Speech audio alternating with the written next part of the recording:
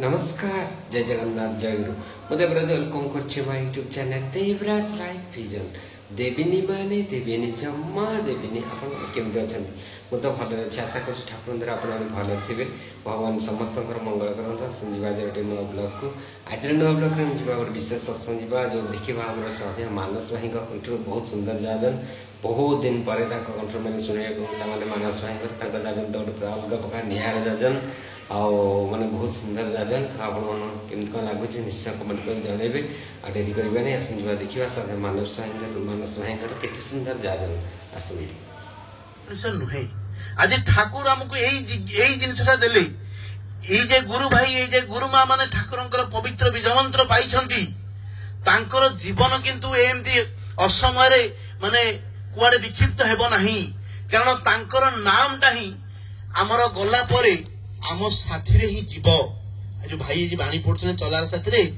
परलोक नियंत्रण रे इह काल तुमर परलोक जे तुमको स्वर्ग आनीदेव ताहार साक्ष्य ही यही जे तुमे इह लोक जीवन जश और वृद्धि रे उन्नीत हेउच जदि यह न हुए एठारे जहा हेउची परलोक रे ताहा तुमर से जीवन को नियंत्रित करिवो। ठाकुर के सुंदर भाव कहले कहले इह लोके जा तु ही करिबरे उन्नति बा अवनति एही कर्म तोर करिबरे स्थिर परकालर गति। आज लोक माने भाबंती जे मृत्यु हे गला सरी गला ना एही सत्संग आसिक आमे जानिलु जे मृत्यु हे गले केवल स्थूल शरीर विनाश हुए किंतु आही दुईटी शरीर बाकी थाए सूक्ष्म शरीर आउ कारण शरीर एही शरीर देठी एते सहज रे विनाश हुए ना मनीष करि जाइथिबा अनेक किछि सुकर्म पाई ताकू रिवार्ड मिले तार परवर्ती जीवन रे सेति पई गोटे बही अछि मृत्यु परर जीवन मु सियाडू का जीवी नाही कारण आज बापा को उद्देश्य रे किछि पद कथा मु रखिबा को चाहे गोटे सुंदर कथाटे पढुतिली एई हमर मीडिया लाइन ने आसीथिला बापा को चिन्हिबा को मते 60 वर्ष लागि गला। आज प्रकृति रे बापा कोन ठाकुर कहले पिता धर्म पिता स्वर्ग पिता ही तपर नंदना पितृ प्रीति प्रसारिणे सब देवता वंदना। ठाकुर कहते मातृ निंदा आज बहुत परिवार हम देखुचे बापा माँ को मैंने गाड़ी दबार आम बुझी तो पारे तेणु गाड़ी अज्ञानता रही ठाकुर मान से कथा मुझे शुणुली तेरे मन राज्य को आंदोलित करथिला माँ कोल आम जन्म नहीं किंतु आम माँ को गाड़ी दो ठाकुर मान से कथा नहीं से लेखक लिखुंट मातृ निंदा रोगाग्रस्त भल भाव शुणु मातृ निंदा रोगाग्रस्त पितृ निंदा दारिद्रता गुरु निंदा नरके वास ब्रह्म निंदा सर्वनाश। आमे जो माने आज माँ को निंदा करुथे जे तू मो माँ कौन कर सब पिला माने सब माँ माने कहते तू कर एक्सट्रा कौन कर बुझी पारिबानी आमे मातृ गर्भर से कष्ट गोटे बाल्टी को आमे दी माने घंटाटे आमे धरिकी रखी पारने 10 मिनिट रे ओल्हेई जाउचे गोटे 9 मास काल गोटे संतान को गर्भरे धरिकी चलिबा निजर खाद्यरु ताको खाइबा को देबा तार लालन पालन करबा समस्त किछि करबा आउ जेतेबेले ताको जन्म देबा सेतेबेले जे कष्ट जे मनीष वैज्ञानिक माने लिखिछन्ते जे गोटे मनीष ता जीवन काल भितर 50 डेसिबेल रो प्रेशर को संभाली पारिबो किंतु जेतेबेले गोटे माँ टे संतान को जन्म दिए 20टा हाड़ एट ए टाइम भांगिले जो कष्ट गोटे माँ को सही कष्ट हुए किंतु तथापि मध्य मनीष विस्मरी जाए से ठाकुर लिखिले चलार साथी अकृतज्ञता पातक भितरे महापातक जहा एकुटिया आसी मनीषर सर्वनाश कर दिए आ मनीष सर्वप्रथम अकृतज्ञ हुए तार जीवन रे तार पितामाता पाखरे आ सर्वोपरि तार गुरु इष्ट आराध्य पाखरे आई अकृतज्ञता कहीं हुए ना जीवन रे ये आदर्शंकर अभाव से बुझे पारे ना। ठाकुर आसंती जो संत कबीर से कथा जे सद्गुरु आए भेद बताए ज्ञान करे उपदेश कोयला का मैला तब छोटे जब आग करे प्रवेश। जो सद्गुरु आसंती से मो जीवन रे मो बुझे जे प्रकृत रे पिता माता प्रयोजनता कौन ठाकुर से अनेक पर ये कथा कहीं गुरुत्वर सहित कहूँ आम भूली जाइए आम मैंने इष्टवृत्ति रखू ଆଉ ଇଷ୍ଟବୃତ୍ତି ସରିଲା ଦିନ 30 ଦିନରେ ଆମେ ଭାତୃଭୋଜ୍ୟ ମଧ୍ୟ ଦଉ। କିନ୍ତୁ ଠାକୁର କହିଥିଲେ ଯେ ଇଷ୍ଟବୃତ୍ତି ସହିତ ଏଇ ପିତୃବୃତ୍ତିର କଥା ଆଉ ମାତୃବୃତ୍ତିର କଥା। ଗୋଟେ ବଢିଆ କଥାଟା ଆସିଥିଲା। ବଞ୍ଚି ଥାଉ ଥାଉ ବାପାଙ୍କୁ ଜୀବନରେ ଥରେ ଭଲ କରି ଖାଇବାକୁ ଦେଇପାରିଲିନି, କିନ୍ତୁ ମରିଗଲା ପରେ ଲକ୍ଷେ ଲୋକଙ୍କୁ ଯଦି ମହାପ୍ରସାଦ ବି ଦିଏ ନା, ସେ ପୁଣ୍ୟ କିଛି ଲାଭ ନାହିଁ। ବଞ୍ଚିଥିଲା ବେଳେ ସେ ଆଶା କରନ୍ତି ଯେ ଗୋଟେ ବିସ୍କୁଟ ମୋ ପୁଅ ମତେ ଖୁଆଇ ଦବ, ଯୋଉଟା ବର୍ତ୍ତମାନ ସମାଜରେ ଦେଖାଯାଉ ନାହିଁ। ସେ ଯୋଉ କଥା କହୁଥିଲି ଯେ ବାପାଙ୍କର ଜିନିଷଟା, ଯେ ବାପାଙ୍କୁ ଚିହ୍ନିବା ପାଇଁ ମତେ 60 ବର୍ଷ ଲାଗିଗଲା। ଆଟ୍ ଦି ଏଜ୍ ଅଫ୍, ସେ ବର୍ଣ୍ଣନା କରିଛନ୍ତି ଯେ at the age of 5 years ଦୁନିଆରେ ସବୁଠୁ ଭଲ ବାପା ମୋ ବାପା। କାହିଁକି ନା ବାପା ସେତେବେଳେ ମୋର ସମସ୍ତ କିଛି ଇଚ୍ଛାକୁ ପରିପୂରଣ କରୁଥିଲେ। ଯେତେବେଳେ ମୁଁ 10 ବର୍ଷର ହେଲି, ସେତେବେଳେ ମୁଁ କହିଲି ଯେ ବାପାଙ୍କ ଭଳି ଲୋକ ଆଉ ନାହାନ୍ତି ଜଗତରେ, କାରଣ ମୋର ସମସ୍ତ ଅଳି ଅର୍ଦଳିକୁ ସେ ପରିପୂର୍ଣ୍ଣ କରୁଛନ୍ତି। At the age of 15 years ବାପା, ଆଜିକାଲି ତୁମ କଥା ଆଉ ମୋ କଥା ପଡୁନାହିଁ। ବୋଧହୁଏ ତୁମେ ପୁରାତନ ଯୁଗର ଲୋକ ଆଉ ମୁଁ ବର୍ତ୍ତମାନ ମଡର୍ଣ୍ଣ ଭିତରେ ବଞ୍ଚୁଛି। ଯେମିତି ଆମେ +2 ପାସ୍ କଲା ବେଳେ ପିଲାମାନେ କୁହନ୍ତି। ଯେତେବେଳେ 21 ବର୍ଷ ହେଇଯାଏ, 20 ବର୍ଷ ପାର କରି 21 ବର୍ଷ କଲେଜର ଶିକ୍ଷା ସରିଯାଏ, ବାପା ଆଜିକାଲି ତୁମ କଥା ମୋର ମଥାରେ ଢୁକୁ ନାହିଁ, କାରଣ ତୁମର କଥା ଗୁଡିକ ଲାଗୁଛି ଯେମିତି ଆଉଟଡେଟେଡ। ତେଣୁ ମୁଁ ତମ ସହିତ କଥା ହେବା ପାଇଁ ଚାହୁଁନାହିଁ। ଆଟ୍ ଦି ଏଜ୍ ଅଫ୍ 30 ଯେତେବେଳେ ବିବାହ ସରିଯାଏ, ବାପା ତୁମ ସହିତ ଆଉ ରହି ହବ ନାହିଁ। ମୁଁ ଯାଉଛି ମୋର ସ୍ତ୍ରୀକୁ ନେଇ ଘରେ ଅଲଗା ଜାଗାରେ ରହିବି, ଆଉ ତୁମ ସହିତ ରହିବିନି, କାରଣ ତୁମ କଥା ମୋ କଥା ପଡୁନି, ତେଣୁ ରହିହବ ନାହିଁ। At the age of 40 years ଯେତେବେଳେ ମୁଁ ନିଜେ ବାପା ହେଇଗଲି, ସେତେବେଳେ ଚିନ୍ତା କରୁଛି, ନାଇଁ ବାପା ସେତେବେଳେ ଯୋଉ କଳ୍ପନା କରିଥିଲେ ଆମମାନଙ୍କ ପାଇଁ ମଣିଷ କରିବା ପାଇଁ, ବୋଧହୁଏ ତାହା ଠିକ ଥିଲା। ଆଜିକାଲି ପିଲାମାନେ ଶୁଣୁନାହାନ୍ତି। ବାପା ସେତେବେଳେ ଆମକୁ ଭଲ ସଂସ୍କାର ଦେଇଥିଲେ, ତେଣୁ ଆମେ ବାପା ମାଙ୍କୁ ସେଇଭଳି ଶିକ୍ଷା ବା ରିଟର୍ନ ରିୱାର୍ଡ ଦେଇପାରୁନଥିଲୁ। ଆଜିକାଲି ପିଲାମାନେ ଛୋଟ ଛୋଟ କଥାରେ ମଧ୍ୟ ରାଗିକି ବାପାଙ୍କୁ ଉତ୍ତର ଦେଇ ଦଉଛନ୍ତି।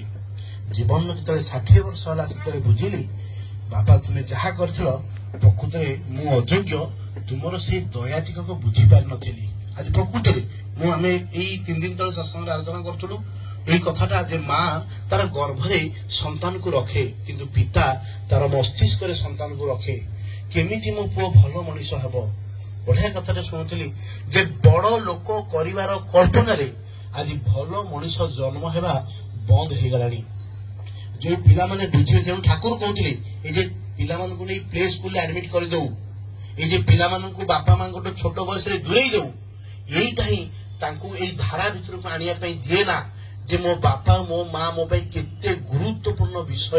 ସେଥିପାଇଁ ଠାକୁର କହୁଥିଲେ ସେତେବେଳେ ଆର୍ଯ୍ୟ ସଂସ୍କୃତି ଥିଲା, 10 ବର୍ଷ ପର୍ଯ୍ୟନ୍ତ ପିଲାମାନଙ୍କୁ ବାପା ମାଙ୍କ ସାନ୍ନିଧ୍ୟ ଭିତରେ ହିଁ କଟେଇବାକୁ ପଡୁଥିଲା। ବାପା କଣ ମା ବୁଝେଇ ଦଉଥିଲା, ମା କଣ ବାପା ବୁଝେଇ ଦଉଥିଲେ, ଆଉ ବାପା ଆଉ ମାଙ୍କୁ ସମ୍ମାନ କରି ଜୀବନଟା କେନ୍ଦ୍ରୀଭୂତ ହଉଥିଲା। ଠାକୁର କହିଛନ୍ତି ନିଜେ, ଠାକୁରଙ୍କୁ ପଚରାଇକି ନା, ଠାକୁର ଆମେ କେମିତି ଜୀବନକୁ ଉନ୍ନତି ମୁଖର କରିବୁ। ଠାକୁର କଣ କହିଛନ୍ତି ଯେ ବି କନସେଣ୍ଟ୍ରିକ। ତାର ପୂର୍ବବର୍ତ୍ତୀ ଅବସ୍ଥା ଠାକୁର କହିଛନ୍ତି ଯେ ଆମ ଜୀବନ କେନ୍ଦ୍ରୀଭୂତ ନହେଲେ ଆମେ ଜୀବନକୁ ଉପଭୋଗ କରିପାରିବା ନାହିଁ। ଭଲ ଭାବରେ ମାର୍କ କରନ୍ତୁ, ଆପଣ ଯେତେବେଳେ ଖୁବ ଛୋଟ ପିଲା ଥିଲେ, ସେତେବେଳେ ଆପଣଙ୍କ ଜୀବନ କେନ୍ଦ୍ରୀଭୂତ ହେଇଥିଲା କାହା ପାଖରେ ନା ମା ପାଖରେ। ମାକୁ ନେଇ ଆମର ଜୀବନ କିଛି ସାଙ୍ଗସାଥି ବ୍ୟାଙ୍କ ବାଲାନ୍ସ ଚାକିରି କିଛି ନଥିଲା, କେବଳ ଥିଲା ଗୋଟିଏ ଜିନିଷ, ସେ ହଉଛି ମା। ଆମେ କାନ୍ଦୁଥିଲୁ ମା ପାଖରେ, ଖେଳୁଥିଲୁ ମା ପାଖରେ, ଖାଇବାକୁ ଦଉଥିଲା ମା, ସବୁକିଛି ମା ପାଖରେ ଥିଲା। ଆଉ ମାର ପଣ ଦୋକାନୀ ଦୁନିଆର ଶ୍ରେଷ୍ଠ ଡନଲପ୍ ବେଲ୍ଟ ମଧ୍ୟ ଖୁବ ଆରାମଦାୟକ ଥିଲା, ତେଣୁ ମା କୋଳରେ ଆମେ ଶୋଇ ପଡୁଥିଲେ। କିନ୍ତୁ ଯେତେବେଳେ ବଡ ହେଲେ, ସେତେବେଳେ ଜୀବନରେ ଆସିଲା ଗୋଟେ ନାରୀ। ମଣିଷ ସେତେବେଳେ ସେଇ ନାରୀକୁ କେନ୍ଦ୍ର କରି ତା ଜୀବନକୁ ଚାଲିଲା। ଆଉ ପରବର୍ତ୍ତୀ ସମୟରେ ଜୀବନ ହେଇଗଲା କିଭଳି ଭାବରେ ଇନକମ କରିବି ଆଉ ଖର୍ଚ୍ଚ କରିବି, ପିଲାମାନଙ୍କୁ ମଣିଷ କରିବି। ୟା ଭିତରେ ଭୁଲିଗଲେ ସେଇ ଯେ ବାପା ମା ଯାହାଙ୍କ ଯୋଗୁଁ ମୁଁ ଏଇ ସୁଦାମ ଭାଇଙ୍କ ପାଖରେ ଆଜି ଯେତେବେଳେ ମଉସାଙ୍କୁ ଦେଖିଲି, ମଉସା ବି ଠାକୁରଙ୍କର ପବିତ୍ର ବୀଜମନ୍ତ୍ର ଗ୍ରହଣ କରିଥିଲେ। ମୁଁ ଜାଣେ ନା, କିନ୍ତୁ ତାଙ୍କର ଆତ୍ମା ଯୋଉଠି ବି ଅଛି ନିଶ୍ଚିତ ଭାବରେ ଏଇ ସତ୍ସଙ୍ଗର ସେଇ ପରମ ସାନ୍ନିଧ୍ୟକୁ ସେ ଉପଲବ୍ଧି କରୁଥିବେ। ଆଉ ସୁଦାମ ଭାଇଙ୍କ ଭଳି ଭାଇ ପ୍ରତ୍ୟେକ ଘରେ ଘରେ ହବା ଦରକାର, କାରଣ ଆମେ ମାନେ ଜନ୍ମଦିନ ପାଳନ କରୁ ପିଲାମାନଙ୍କର, କିନ୍ତୁ ଏଇ ସଂସ୍କାର ପକେଇ ଦେବାକୁ ପଡିବ। ଏଇ ସୁଦାମ ଭାଇଙ୍କ ପୁଅ ଯେତେବେଳେ ଦେଖିବ, ବଡ ହବ, ଆହୁରି ବଡ ହବ, ସିଏ ଦେଖିବ ଯେ ମୋର ବାପା ମୋର ଜେଜେବାପାଙ୍କର ଶ୍ରାଦ୍ଧ ଦିବସରେ ଘରେ ସତ୍ସଙ୍ଗର ଆୟୋଜନ କରୁଥିଲେ। ଏଇ ସଂସ୍କାରଟା ତାକୁ ମଧ୍ୟ ପ୍ରବର୍ତ୍ତଇବ ଆଗାମୀ ଦିନରେ ଏଇ ସତ୍ସଙ୍ଗର ଆୟୋଜନ କରିବା ପାଇଁ। କାହିଁକି ନା ସିଏ ଆମ ଜୀବନର ଠାକୁର କଲେ ଯଦି ଡାଳରେ ପାଣି ଦେଲେ ଗଛ ଉଧାଏ ନାହିଁ, ଚେରରେ ବା ମୂଳରେ ପାଣି ଦେବାକୁ ପଡେ। ପିତାମାତା ହଉଛନ୍ତି ଆମ ଜୀବନର ସେଇ ସାକ୍ଷାତ ବରଗଛ ସଦୃଶ। ଆମେ ଯଦି ତାଙ୍କ ପାଖରେ ନତମସ୍ତକ ହଉ, ତାଙ୍କୁ ଯଦି ଜୀବନର ଆରାଧ୍ୟ କରି ଚାଲୁ, ତାହେଲେ କିନ୍ତୁ ଜୀବନଟା ଉପଭୋଗ ହୋଇ ଉଠେ, ନହେଲେ ହୁଏ ନା। ଠାକୁରଙ୍କ ଜୀବନକୁ ଯଦି ଆମେ ଦେଖିବା, ଠାକୁର ଖୁବ୍ ଛୋଟ ହୋଇଛନ୍ତି। ହଠାତ୍ ଦିନେ ଠାକୁରଙ୍କର ପିତା ଶିବଚନ୍ଦ୍ର ଚକ୍ରବର୍ତ୍ତୀ ମହାଶୟଙ୍କର ଦେହ ଖୁବ୍ ଅସୁସ୍ଥ ହୋଇପଡେ। ଠାକୁର ଛୋଟ ବୟସରେ ତାଙ୍କ ମାଙ୍କୁ କହୁଛନ୍ତି ଯେ ମା, ସେତେବେଳେ ଖୁବ୍ ଅଭାବର ସମୟ, ମାନେ ଓଳିଏ ଖାଇଲେ ଓଳିଏ ଉପାସ, ଏଇଭଳି ଅବସ୍ଥା। ଠାକୁର ତାଙ୍କ ମାଙ୍କୁ କହୁଛନ୍ତି ଯେ ମା, ତୁ ଖୁବ୍ ମୁଢି ଭାଜିବୁ, ମୁଢି ମୁଁ ବିକିବି, ଆଉ ଯୋଉ ପଇସା ଆସିବ ସେଇ ପଇସାରେ ବାପାଙ୍କ ପାଇଁ ମେଡିସିନ ନେଇକି ଆସିବେ। ଯଦି ଠାକୁରଙ୍କ ଛାତ୍ର ଜୀବନକୁ ଦେଖିବା, ଆଜିକାଲି ପିଲାମାନେ ଯୋଉମାନେ ଟିକେ ଟିକେ ପାଇଁ ବାପା ମାଙ୍କ ପାଖରେ ଅଳି ଅଦଳି କରି ଝଗଡା ପର୍ଯ୍ୟନ୍ତ କରିଦିଅନ୍ତି, କିନ୍ତୁ ଠାକୁରଙ୍କ ଛାତ୍ର ଜୀବନକୁ ଦେଖିଲେ ଆମେ ବୁଝିପାରିବା ଡିମାଣ୍ଡ କିଛି ନଥିଲା। ଅନେକ ରାତି ଠାକୁର ଉପାସ ଶୋଉଥିଲେ, କୋଇଲା ଗୋଦାମରେ ଶୋଉଥିଲେ, କିନ୍ତୁ ଘରକୁ ଖବର ପଠାଉନଥିଲେ। କାରଣ ଖବର ଦେଲେ କାଳେ ମୋ ବାପା ମୋ ପାଇଁ ଚିନ୍ତିତ ହେବେ, ରାତିର ନିଦ ତାଙ୍କର ହଜିଯିବ। ତେଣୁ ଠାକୁର ଅନିଦ୍ରା ହେଇକି କୋଇଲା ଗୋଦାମ ଘରେ ନ ଖାଇ ମାନେ ଖାଲି ପେଟରେ ଶୋଇ ପଡୁଥିଲେ, କଳର ପାଣି ପିଇକି। କାଳେ ବାପାଙ୍କୁ କଷ୍ଟ ହେବ, ତେଣୁ ସିଏ ତାଙ୍କର ବାପାଙ୍କର ସାଙ୍ଗ ଯିଏ, ସିଏ ତାଙ୍କୁ ମାସିକ 10 ଟଙ୍କା ଲେଖେ ଦଉଥିଲେ। ଏଇ 10 ଟଙ୍କା ଦେବା ମଧ୍ୟ ବନ୍ଦ ହେଇଗଲା, ବହିପତ୍ର ନାହିଁ। କିଭଳି ଭାବରେ ଠାକୁର ଚଳୁଥିଲେ ସେ କଥାକୁ ଏଇ କ୍ଷୁଦ୍ର ସମୟ ଭିତରେ ଆଲୋଚନା କରିହେବ ନାହିଁ। ଠାକୁର ଥିଲେ ଇଏ, ଯିଏକି ସଦା ଠାକୁର ନିଜେ ହିଁ କହିଛନ୍ତି ଜୀବନର ଅନ୍ତିମ ସମୟ ପର୍ଯ୍ୟନ୍ତ ଠାକୁରଙ୍କ ପାଖରେ, ଠାକୁର ଆପଣଙ୍କ ଚାହିଦା କଣ? ନା ମୋ ମାର ମୁହଁରେ ଟିକେ ହସ ଫୁଟେଇବା ମୋର ଚାହିଦା। ମାଙ୍କ କଥା ଯେତେବେଳେ ଜୀବନର ଅନ୍ତିମ ସମୟରେ ଠାକୁରଙ୍କର ଆଲୋଚନା ଭିତରକୁ ଆସିଯାଇଛି, ଠାକୁର କାନ୍ଦି ପକଉଛନ୍ତି। ଚିନ୍ତା କରନ୍ତୁ ସେ କଣ ଥିଲେ।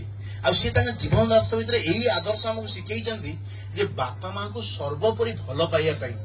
ଆମେ ଯେତେ ତାଙ୍କୁ ଭଲ ପାଇବା, ଆମେ ସେତେ ତାଙ୍କୁ ବା ପୁରୁଷୋତ୍ତମକୁ ଜୀବନ ଉପଲବ୍ଧି କରିବା। ବାସ୍ତବ ଜୀବନର ଗୋଟେ ଘଟଣା କହି ଆଲୋଚନାଟି ରଖିବି। এই কথাটি পেପରରେ ବାହାରିଥିଲା, ଆପଣମାନେ ସମସ୍ତେ ପଢିଥିବେ କି ନାହିଁ ମୁଁ ଜାଣେ ନା। ବନାରସର ଜଣେ ରିଟାୟାର୍ଡ କର୍ଣ୍ଣଲ, ଆର୍ମିରୁ ରିଟାୟାର୍ଡ କଲା ପରେ ତାଙ୍କର 2ଟି ପୁଅ, 2 ଜଣ ଯାକ ଖୁବ୍ ପାଠ ପଢେଇ ବାପା ତାଙ୍କର ଚାକିରି କରିଛନ୍ତି ଆବ୍ରୋଡରେ। এই ଘଟଣା ପ୍ରାୟତଃ ସମସ୍ତ ପରିବାରର ବର୍ତ୍ତମାନ। ସେଇ ପିତା ଓ ମାତା ପିଲାମାନଙ୍କୁ ବିଦାୟ କରିବା ପୂର୍ବରୁ କହିଥିଲେ ଯେ ମଝିରେ ମଝିରେ ଟିକେ ଚିଠି ଲେଖିବୁ ଆଉ କଥାବାର୍ତ୍ତା ହେବୁ। ପିଲାମାନେ ଯେତେବେଳେ ଚାକିରି ଉଦ୍ଦେଶ୍ୟରେ ଚାଲି ଯାଆନ୍ତି, ସେତେବେଳେ ଭୁଲି ଯାଆନ୍ତି, ବିସ୍ମରି ଯାଆନ୍ତି ବାପା ଆଉ ମା କରିଥିବା ଅନେକ ଗୁଡ଼ିଏ ମାନେ ସାକ୍ରିଫାଇସର କଥା ବିସ୍ମରି ଯାଆନ୍ତି। କାରଣ ଟଙ୍କା ସେତେବେଳେ ବଡ ହେଇଯାଏ, ମଣିଷ ସେତେବେଳେ କିଛି ଦେଖାଯାଏ ନା, ଗୌଣ ହେଇଯାଏ। ଟଙ୍କାଟା ଜୀବନର ସର୍ବସ୍ୱ ହୋଇପଡେ। ତେଣୁ ପିଲାମାନେ ଆସ୍ତେ ଆସ୍ତେ ବାପା ଓ ମାଙ୍କୁ ଫୋନ କରିବା ଭୁଲି ଯାଆନ୍ତି। ୟା ଭିତରେ ଅନେକ ଦିନ ଅତିବାହିତ ହେଇଯାଏ।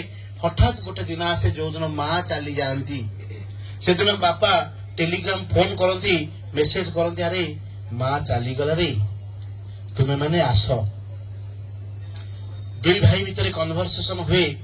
ବଡ ଭାଇ କୁହେ, ଦେଖେ এই ବିଜି ସିଡ୍ୟୁଲ ଭିତରେ ମୁଁ ଯାଇପାରିବି କି ନାହିଁ ମୁଁ ଚେଷ୍ଟା କରୁଛି, ତୁ କିନ୍ତୁ ବାପାଙ୍କର ଖବର ପାଇ ତୁ ଚାଲିଯା। ସାନ ପୁଅଟି ଆସିକି ପହଞ୍ଚେ, ଦେଖେ ଘର ଲୋକାରଣ୍ୟ, ମାଙ୍କର ଶବଟି ପଡି ରହିଛି, ବାପା ଏକଦମ କାଠ ପଥର ଭଳି ଅଦେଇ ରହିଛନ୍ତି। ପିଲାମାନେ ମୋର 2 ପୁଅ ଆସିବେ ଆଉ ତାଙ୍କ ମାର ଶବ ସତ୍କାର କରିବେ।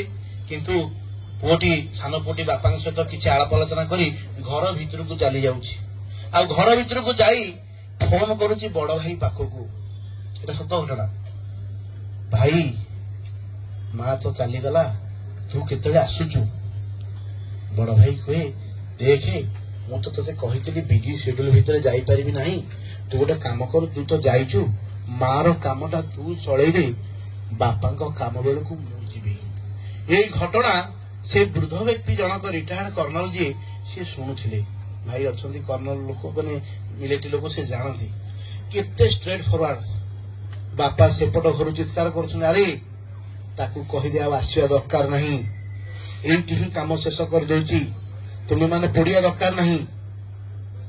ଆମେ ପୋଡା ହଉ ବା ନ ହଉ, ତୁମ ମାନଙ୍କର ହାତର ସ୍ପର୍ଶ ମୁଁ ଆଉ ଚାହେଁ ନା। ନିଜର ସର୍ଭିସ ରିଭଲଭରରେ ନିଜର ମୁଣ୍ଡକୁ ସୁଟ୍ କରୁଛନ୍ତି ବାପା। ଚିନ୍ତା କରନ୍ତୁ, ଏଇଟା ହଉଛି ବାସ୍ତବ ଦୁନିଆର ନଗ୍ନ ଚିତ୍ର। ଆମେ ମାନେ ଏଇଭଳି ପରିବାର ଭିତରେ ଜୀବନକୁ ଉପଭୋଗ କରିବାକୁ ଚାହୁଁଛେ, ଯୋଉ ଜୀବନରେ ବାପା ଓ ମାଙ୍କର ଅବସ୍ଥା ଏଇ ରକମର। ଏଇ ଡିହପୁରରେ ଗୋଟେ ଓଲ୍ଡ ଏଜ ହାଉସ ଅଛି, ଦିଟା କୃଷ୍ଣା ଓଲ୍ଡ ଏଜ ହୋମ, 30ଟା କୋଠରୀ ଘର ସେଠି ଅଛି। ମୁଁ ମଝିରେ ଜଣେ ଲୋକକୁ ଛାଡିବାକୁ ଯାଇଥାଏ, ଆମର ଜଣେ ଷ୍ଟାଫ, ସେ ଜେନେରାଲ ମ୍ୟାନେଜର ହୋଟେଲର, ମାସକୁ 70,000 ଟଙ୍କା ତାଙ୍କର ଦରମା ଥିଲା। ମୁଁ ନିଜେ ଦେଖିଛି। ଦରମା ସମୟରେ ସେ ମାନେ ଗୋଟେ ଗୋଟେ ଦିନରେ 5,000 ପର୍ଯ୍ୟନ୍ତ ମାନେ କୁକିଜ ଆଉ ମିଠା ନେଇକି ପଳେଇବେ, ନା ମୋ ପୁଅ ଖାଇବ, ଗୋଟିଏ ବୋଲି ପୁଅ। ମୁଁ ନିଜେ ଦେଖିଛି ଆଜ୍ଞା। ଯୋଉଦିନ ମାନେ ଅସହ ହେଇପଡିଲା, ପୁଅ ଘରୁ ତଡିଦେଲା, ଏ ବୃଦ୍ଧ ବ୍ୟକ୍ତି ଜଣକ ପେଣ୍ଟର ଚେନ୍ ଠିକ ସେ ଦେଇନାହାନ୍ତି, ମୂତ ବାହାରି ପଡୁଛି। ସେଇ ଅବସ୍ଥାରେ ଖାଲି ପାଦରେ ଯାଇକି ଘରୁ ଗୋଟେ ଗୋଟେ ଡ୍ରେସ୍ ଆଣିକି ଗାଡି ଭିତରେ ପୁରଉଥାନ୍ତି। ହୋଟେଲରୁ ଗାଡି ମୁଁ ନେଇକି ଯାଇଥାଏ ତାଙ୍କୁ ବୃଦ୍ଧାଶ୍ରମରେ ଛାଡିବା ପାଇଁ। ଗାଡି ଭିତରେ ଗୋଟେ ଗୋଟେ ଡ୍ରେସ୍ ଆଣିକି ପୁରଉଥାନ୍ତି। ନା ପୁଅ ନା ବୋହୂ ଉଭୟ ଘରେ ଅଛନ୍ତି, କିନ୍ତୁ କେହି ଆସିଲେ ନାହିଁ ଯେ ବାପା ତୁମେ ଯାଅନି, ରହିଯାଅ। ଓଲଟା ବାପା ନଗଲେ ବୋଲି ବୋହୂ ଫ୍ୟାନ ଫୋପାଡି ଦିଏ ବାପାଙ୍କ ଉପରକୁ। ତେଣୁ ସେ ବୃଦ୍ଧ ବ୍ୟକ୍ତି ଜଣକ ମୁଁ ଦେଖିକି ଭାରି କଷ୍ଟ ଲାଗିଲା। ଜୀବନ ସା ପ୍ରକୃତରେ ଏଇଆ। କଣ ସନ୍ତାନ କଣ ଜନ୍ମ କରିବ? ବର୍ତ୍ତମାନ ବହୁତ ପରିବାରରେ ବାପା ମା ମାନେ ଏଇଭଳି ଦେଖିକି ମାନେ ଚିନ୍ତା କଲେଣି ଯେ ନାଇଁ ଆମେ ବୋଧେ ମାନେ ନିଃସନ୍ତାନ ରହିବୁ, ଆଉ ସନ୍ତାନ ଜନ୍ମ କରିବୁନି। କାରଣ ସନ୍ତାନ ଜନ୍ମ ଯଦି ଏତେ ଦୁଃଖଦାୟକ, ତାହେଲେ ଆମେ ସନ୍ତାନ ଜନ୍ମ କରିବୁ ବା କାହିଁକି? ସେ ବୃଦ୍ଧ ବ୍ୟକ୍ତି ଜଣକ ପେଣ୍ଟରେ ମୁତି ଦେଉଥାନ୍ତି। ତାଙ୍କୁ ନେଇକି ମୁଁ ଓଲ୍ଡ ଏଜରେ ପହଞ୍ଚେଇଲି। ଆଉ ଏବେ ପରମ ପିତାଙ୍କ ଦୟାରେ ଭଲରେ ଅଛନ୍ତି। ମୁଁ ସେଠି କଥାବାର୍ତ୍ତା ମଧ୍ୟ ହେଇଛି ଯେ ଆମର ଗୋଟେ ସତ୍ସଙ୍ଗ ସେଠି କରିବା ପାଇଁ। ସେ ଲୋକ ତାଙ୍କ ଆଡୁ ପ୍ରସ୍ତୁତ ଯେ ଆଜ୍ଞା ଆମେ ସବୁ ବ୍ୟବସ୍ଥା କରିବୁ, ଆପଣଙ୍କୁ ସତ୍ସଙ୍ଗ କରିବୁ। ନିହାତି କରିବୁ ଆଜ୍ଞା, କାରଣ ସେଠି କରିବା ଦରକାର। କାରଣ ହୁଏତ ସିଏ ମୋର ବାପା ମା ନୁହନ୍ତି, କିନ୍ତୁ ସିଏ କାହାର ଯେ ବାପା ମା। ତେଣୁ ଯିଏ ବାପା ମା ସିଏ ପ୍ରତ୍ୟେକ ବାପା ମା ଆମ ପାଇଁ ନିଶ୍ଚିତ ଭାବରେ। କାରଣ ଏଇଟା ମୋର ଗୁରୁ ହିଁ ମତେ ଶିଖେଇଛନ୍ତି ଯେ ବାପା ମା ସେ ପୁଇନା ଭାଇଙ୍କର ହୁଅନ୍ତୁ ବା କୁନା ଭାଇଙ୍କର ହୁଅନ୍ତୁ, ସେ ମୋ ପାଇଁ ପୂଜ୍ୟ। ଆଉ ମୁଁ ତାଙ୍କର ପ୍ରଣାମ କରିବା ଦରକାର। ଆଜି ସମୟ ସଂକ୍ଷିପ୍ତ। ମୁଁ ସେ ସୁଦାମ ଭାଇଙ୍କ ପାଖରେ ଚିର ଋଣୀ ଯେ ବାପାଙ୍କର ଏଇ ଶ୍ରାଦ୍ଧ ଦିବସରେ ଏଇ ସତ୍ସଙ୍ଗ ଟିକର ଆୟୋଜନ କରିଛନ୍ତି। ଆଉ ଦେଖନ୍ତୁ, ମଉସା ନିଶ୍ଚିତ ଜଣେ ଇଷ୍ଟ ପ୍ରାଣ ବ୍ୟକ୍ତି ଥିବେ, ଯାହାଙ୍କର ଏଇ ସତ୍ସଙ୍ଗ ଏତେ ସୁନ୍ଦର କୀର୍ତ୍ତନଟେ ଆୟୋଜନ ହେଲା। ତେବେ ଆଉ ବିଶେଷ କିଛି କହିବାର ନାହିଁ। ସେ ମଉସାଙ୍କର ବିଦେୟୀ ଆତ୍ମା ପରମ ପିତାଙ୍କର ପାଦପଦ୍ମରେ ସ୍ଥାନ ପାଉ। ସୁଦାମ ଭାଇ ଏଇଭଳି ଭାବରେ ଏଇ ବାପାଙ୍କ ଉଦ୍ଦେଶ୍ୟରେ ଆହୁରି ଆହୁରି ଅନେକ କିଛି ସତ୍ସଙ୍ଗ କରନ୍ତୁ। ତାଙ୍କର ପୁଅ ଆହୁରି ଇଷ୍ଟପ୍ରାଣ ହେଉ। ପରିବାର ସମସ୍ତେ ଠାକୁରଙ୍କୁ ଧରି ଏଇଭଳି ଭାବରେ ଆଗେଇ ଚାଲନ୍ତୁ। ପ୍ରତ୍ୟେକ ପରିବାର ଏଇ ଆଦର୍ଶକୁ ନିଜର ପରିବାର ଭିତରେ ସ୍ଥାପନ କରୁ, ଏହା ହିଁ ପ୍ରାର୍ଥନା। ଜୟ ଗୁରୁ। ଆଜିର ବ୍ଲଗ କଥା ଆମେ ଦେଖିଲେ କିନ୍ତୁ ସଲେ ମାନସ ଭାଇଙ୍କର କେତେ ସୁନ୍ଦର ଯୋଜନା। ଆପଣମାନଙ୍କୁ କେମିତି ଲାଗିଲା ନିଶ୍ଚୟ କମେଣ୍ଟ କରି ଜଣାଇବେ। ପୁଣି ଦେଖା ହବ ଗୋଟେ ନୂଆ ବ୍ଲଗରେ। ରହୁଛି ଆପଣମାନଙ୍କୁ ଦେବରାଜ। ନମସ୍କାର, ଜୟ ଜଗନ୍ନାଥ, ଜୟ ଗୁରୁ।